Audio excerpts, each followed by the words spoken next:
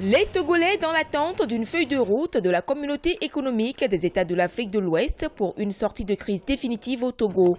La décision finale de la CEDEAO est annoncée pour le 31 juillet lors du sommet ordinaire de l'instance sous-régionale. À Lomé, beaucoup espèrent une décision qui va en faveur de l'alternance politique au sommet de l'État. Le plus important pour les Togolais aujourd'hui, c'est d'avoir l'alternance. On ne pourrait pas l'avoir par la rue.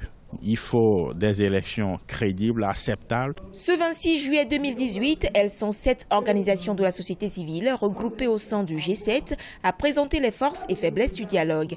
Pour cette coalition de la société civile, le dialogue doit se poursuivre après le 31 juillet afin d'aborder les questions de fond telles les réformes électorales. Si jamais le 31 juillet, le Togo était obligé de remettre son destin entre les mains de ceux qui vont décider de son sort à travers notre organisation sous-régionale, la CEDEAO, que tout le monde garde son calme et que les protagonistes continuent de discuter.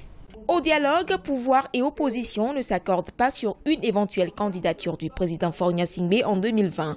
La société civile togolaise, regroupée au sein du G7, recommande entre autres aux facilitateurs de mettre en place un comité de suivi du dialogue et aux parties prenantes au dialogue de créer des conditions pour parvenir à un accord global.